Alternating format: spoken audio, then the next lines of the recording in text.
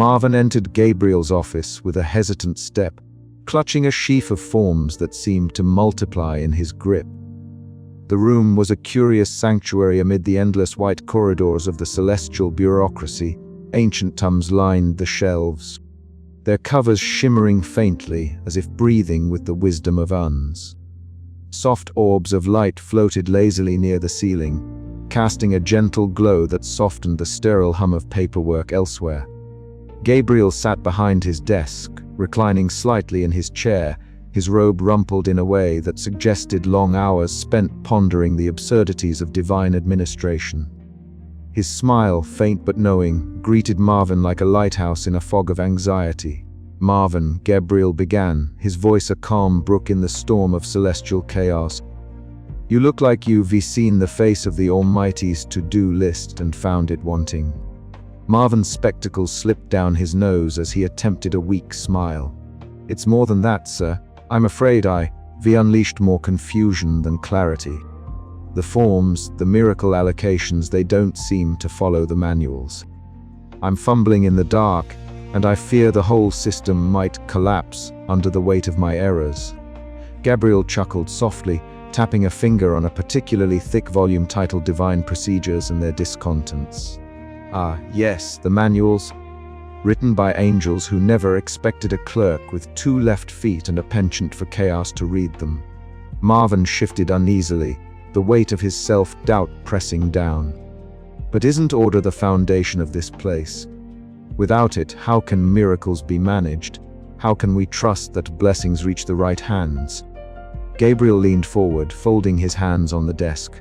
"Order is important, no doubt, but so is compassion, and sometimes the two don't sit comfortably together. You see, Marvin, the universe isn't a spreadsheet. It's more like a painting, unpredictable strokes, a splash of color here, a blotch there. Sometimes the beauty lies in the imperfections." Marvin frowned, trying to grasp the metaphor amid a sea of celestial regulations. "So you re-saying the mistakes, the accidental miracles, they might actually have value?" "Precisely," Gabriel replied, his eyes twinkling with a mixture of wisdom and mischief. "Look at the humans affected. Their lives are changing, often for the better, in ways we never planned. Maybe the chaos you fear is the very thing this place needs." A long silence stretched between them, filled only by the distant rustling of angelic paperwork and the occasional soft glow of a hovering orb. Marvin felt the tight knot of anxiety in his chest begin to loosen, replaced by a flicker of something unfamiliar: hope. But how do I balance that hope with the demands of the bureaucracy? The auditor is breathing down my neck, and Harold's numbers are spiraling into the red. Gabriel's smile deepened, his hand reaching out to rest steadily on Marvin's shoulder. "You don't have to have all the answers. Sometimes all that's needed is the courage to embrace imperfection, to trust that compassion can guide us through the paperwork and the audits. You're not alone in this, Marvin. Remember that." Marvin blinked, the steady warmth of Gabriel's presence grounding him. "I want to believe that. I really do." "Good," Gabriel said softly, "because belief is the first step toward change, and change, messy as it may be, is often where miracles hide." As Marvin left the office, the weight on his shoulders felt lighter, the endless forms less like a mountain and more like steps on a path he was finally ready to walk. The celestial bureaucracy might never be perfect, but perhaps in its imperfections lay a new kind of order, a dance between chaos and compassion, orchestrated not by rules alone, but by the unpredictable heart of the divine. Outside, the hum of the heavenly office resumed its steady rhythm. Somewhere, a minor miracle flickered into existence unnoticed, a quiet testament to the new understanding blossoming within one anxious clerk's soul. And for the first time in a long while, Marvin allowed himself a small, hopeful smile. The morning light spilled lazily across the celestial office, casting long shadows over the cluttered desks and mountains of paperwork that threatened to engulf the department of accidental miracles entirely. Marvin sat hunched over his forms, spectacles perched precariously on the bridge of his nose, muttering under his breath as he scanned yet another report of miracles gone awry. The mundane hum of the office was punctuated by the occasional chime of a notification, another miracle misallocated. Another human life touched in ways neither intended nor anticipated. Outside the celestial realm, in the quaint town of Willowbrook, an entirely different scene was unfolding. What began as a trickle of unexpected good fortune had blossomed into a full-blown spontaneous festival that left both citizens and celestial observers baffled. Ribbons of every conceivable color fluttered from lampposts, casting a kaleidoscope of hues over the cobblestone square. The air was thick with the scents of blooming flowers and freshly baked bread, mingling with the laughter and music that seemed to spring up from nowhere. Ella, the struggling artist whose life had been touched by one of Marvin's accidental miracles, found herself swept up in the joyous chaos. Her paint-splattered clothes bore the marks of countless hours of work, yet today she was unburdened by the usual weight of uncertainty. She stood at the heart of the festivity, her sketchbook abandoned on a nearby bench as she watched neighbors, once strangers, share stories and songs with a warmth that transcended all explanation. Back in the celestial office, Tina shot Marvin a sharp glance, one part exasperation, one part reluctant admiration. "You've really outdone yourself this time," she remarked dryly, though the corners of her mouth twitched as if fighting a smile. Marvin, flustered and overwhelmed, adjusted his spectacles and sighed. "It's chaos," he murmured, "but somehow it's good chaos." Gabriel, their supervisor, leaned against a desk cluttered with forms and quills, his eyes twinkling with a mixture of amusement and gravity. "Sometimes," he said softly, "order must make room for a little chaos. There's a beauty in unpredictability that even the most stringent rules can't capture." As reports flooded in, detailing the growing list of miraculous mishaps and their surprisingly positive outcomes, the celestial bureaucracy found itself at a crossroads. The financial ledgers groaned under the weight of unauthorized miracles, and the auditor's stern gaze loomed ever closer. Yet, amidst the turmoil, a quiet transformation was taking place. Humans like Ella were discovering hope and joy in imperfect blessings. Small towns like Willowbrook were knitting themselves closer together, their spontaneous festivals a testament to the accidental generosity of a cosmic slip-up. Marvin, despite his anxiety and self-doubt, began to see his role in a new light. The mistakes he feared so deeply were not just errors, but openings, fractures in the celestial order through which compassion and connection could flow. He clasped his hands, took a deep breath, and prepared for whatever the next form, the next miracle, might bring.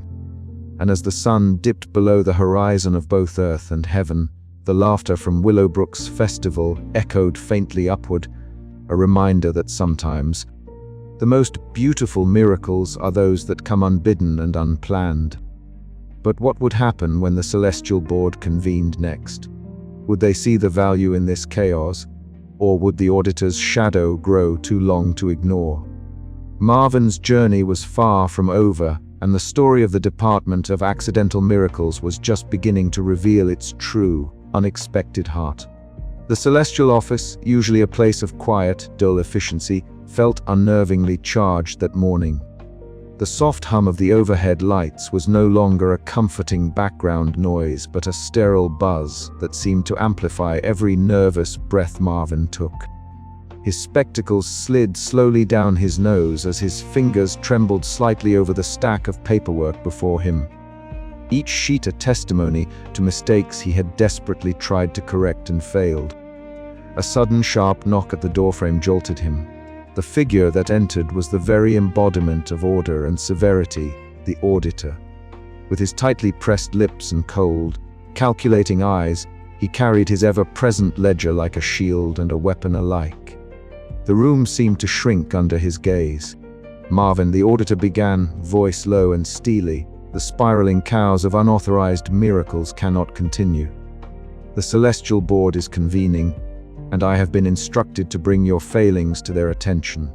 Marvin swallowed hard, cheeks flushing beneath his pale complexion. "I am trying," he stammered, "but the system is complicated." And the miracles, well, they seemed to take on a life of their own. The auditor's eyes narrowed. Complicated is no excuse. This department's mismanagement is pushing heaven itself towards bankruptcy. You are to contain the chaos immediately or face dismissal. Alternatively, eternal desk duty awaits you as a corrective measure. The words hung in the air like a guillotine blade poised to drop. Before Marvin could respond, a familiar voice cut through the tension. Gabriel, his supervisor, stepped forward, the rumpled robe he wore seeming almost an act of defiance against the rigid atmosphere. Now, Gabriel said, his tone calm but firm, let's not forget the value of what Marvin's inadvertent miracles have brought. There is compassion and hope blossoming amid the disorder. Perhaps there is a balance to be struck. The auditor's lips twitched in what might have been a scowl or perhaps a flicker of reluctant respect. Balance is a luxury we cannot afford when the books are bleeding red. Tina, standing near the filing cabinets, arms crossed and brow furrowed, watched the exchange quietly. Her usual sharp-tongued critiques softened by the genuine concern she felt for Marvin. She knew the stakes were higher than petty office politics. Marvin took a deep breath, gathering what little courage he could muster. "I understand the risks," he said softly, "but maybe the chaos isn't the enemy.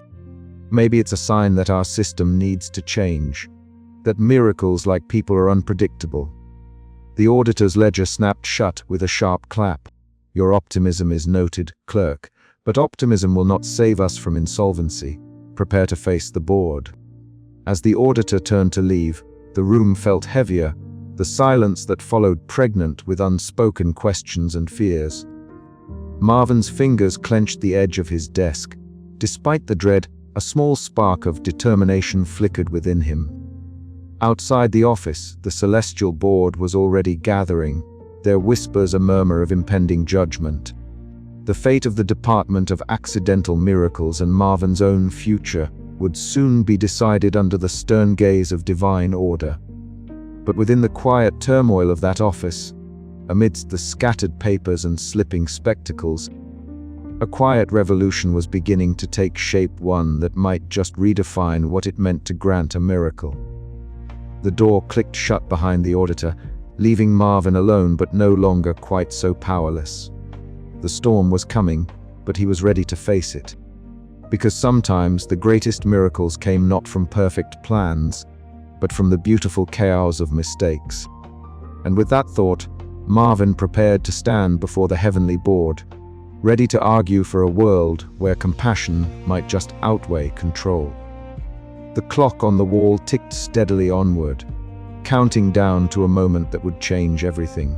Mrs. Dunlop's joy, the soft chime of the morning bell, echoed through the quiet village as Mrs. Dunlop settled into her favorite armchair by the kitchen window.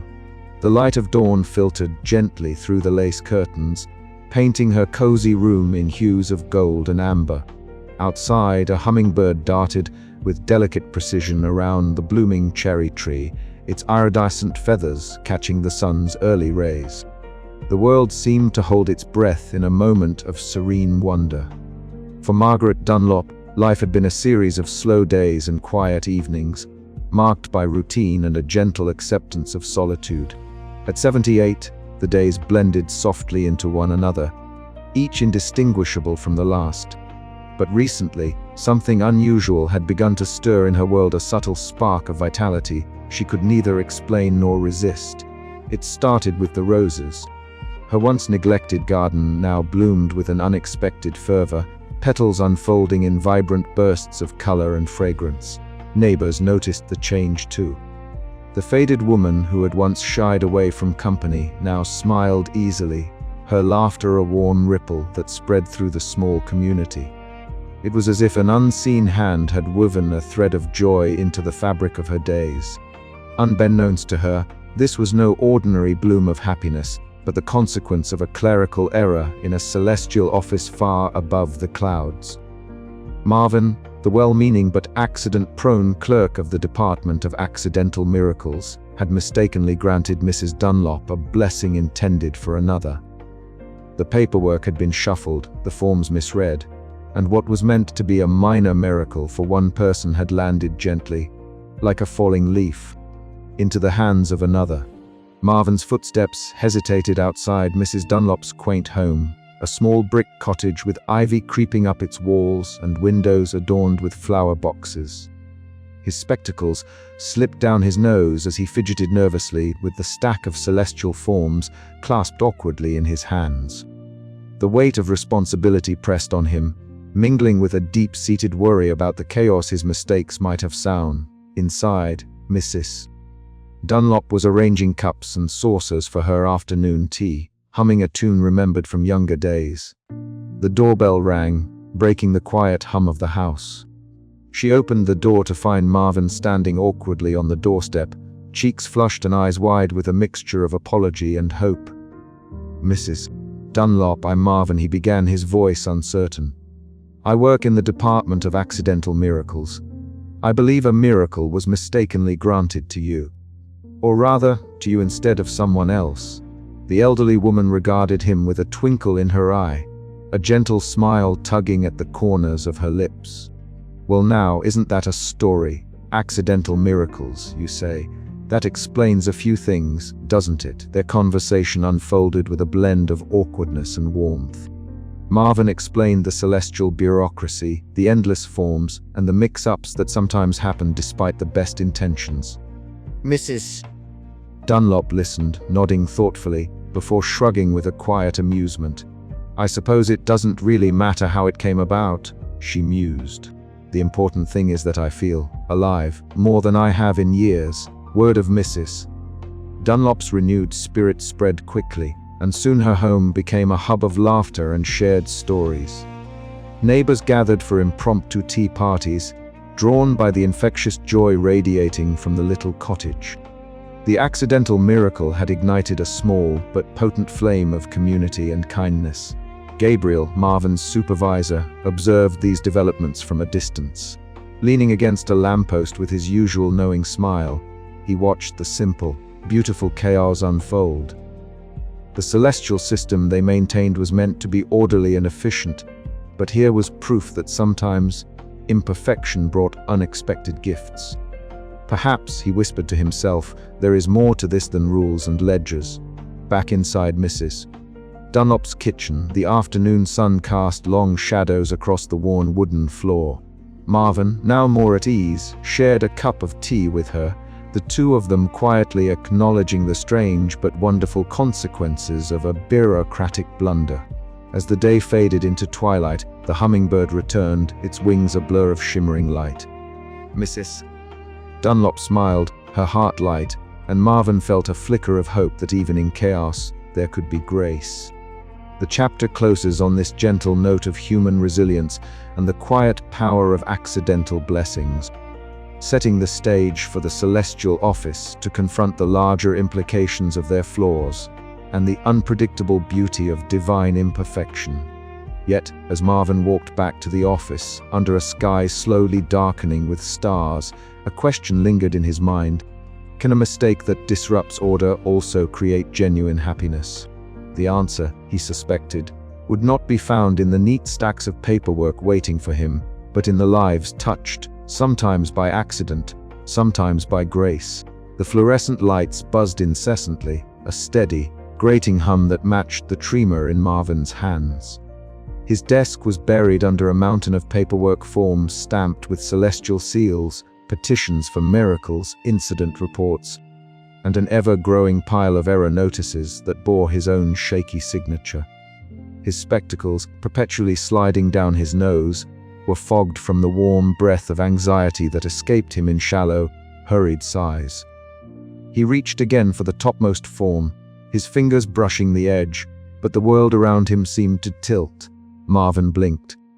The potted plant beside his desk, a modest arrangement of leaves that usually sat quietly in the corner of the office, suddenly caught his attention. The leaves shivered, and then, as if responding to some unseen signal, a bloom burst forth, vibrant flowers, glowing faintly with an ethereal light, unfurling petals like a miniature sunrise. The unexpected spectacle startled Marvin so thoroughly that he jerked his elbow, sending a cup of celestial ink tumbling over the paperwork. The ink spread rapidly, shimmering and pooling across the sheets like liquid starlight, threatening to obliterate the already chaotic records. "Oh no, no," Marvin muttered, scrambling to mop up the spill with the corner of his robe.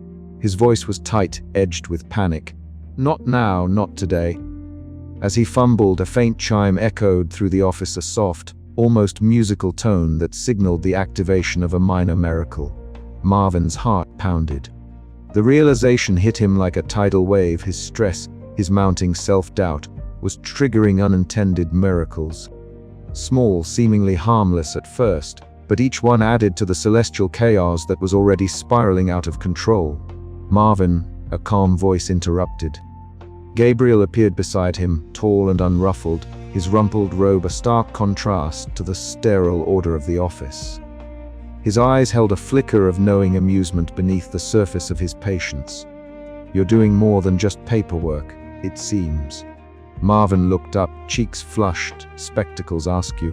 I didn't mean to. It's just the forms, the errors, the looming audit, it's all too much. And now I'm causing more problems than I'm fixing." Gabriel smiled softly. "Sometimes the system needs a little chaos. And sometimes that chaos carries more compassion than the strictest order ever could. But you must learn to channel it, not let it consume you." Before Marvin could respond, a voice from across the room snapped through the tension like a whip. "Channel it, or just trip over your own feet again." Tina's sharp tone cut through the office air. She stood with arms crossed, eyebrows raised in skepticism.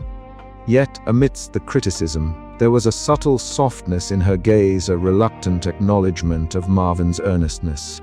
"I'm trying," Marvin said quietly, his voice trembling but resolute. "I have to try, for them, for all of us." The buzz of the fluorescent lights seemed to dim, replaced by the quiet determination that settled over the small group. In that moment, Marvin felt the weight of divine bureaucracy pressing down, but also the fragile hope that maybe, just maybe, a little imperfection could be the very thing that saved them all. As the day wore on, the minor miracles continued to flicker around Marvin, a sudden breeze that cooled a hot forehead, a stray beam of sunlight that coaxed a smile from a weary soul, a burst of laughter echoing faintly through the halls. Each one was a small rebellion against the rigid order the auditor so feared. Marvin wiped his glasses, steadying his breath. He would face the chaos head-on, mistakes and all. Because in the midst of the mess, he glimpsed something precious, the unpredictable beauty of compassion born from cosmic imperfection. And so, with trembling hands and a heart full of anxious hope, Marvin dove back into the paperwork this time, ready to embrace the madness he had unwittingly unleashed. But the question remained, lingering like a whisper in the back of his mind: could he truly control the miracles, or would the chaos consume him first? The answer, like the miracles themselves, was uncertain, and that uncertainty was both terrifying and strangely exhilarating.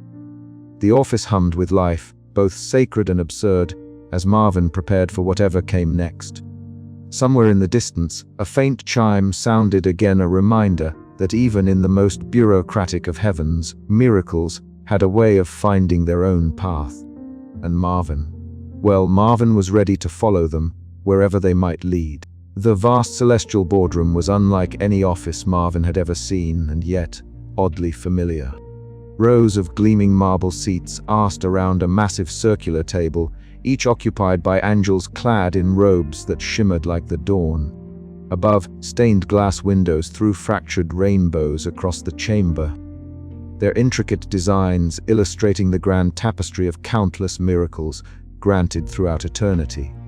Yet, despite the beauty, the mood was palpably tense, a mixture of dread and anticipation that seemed to weigh on the very air. Marvin shuffled nervously along the polished floor, his ill-fitting celestial suit feeling heavier than usual, his spectacles perpetually sliding down his nose, threatened to fall as he carried a stack of reports, the infamous Department of Accidental Miracles file thickening by the day. This was the moment he had dreaded, the board convened to address the escalating crisis sparked by his blunders. His heart pounded as the heavy wooden doors creaked open, and he stepped into the room, greeted by a sea of expectant eyes. At the head of the table sat the auditor, a figure as severe as the stone pillars supporting the chamber. His sharp features were etched with years of relentless scrutiny, and his ledger, a tom of celestial accounts, rested ominously before him. With a single glance, he silenced the murmurs that rippled through the assembly. "This board meeting is called to order," he intoned, voice crisp as the quill strokes that filled his records. Harold, the celestial finance officer, immediately launched into a grim recital of numbers.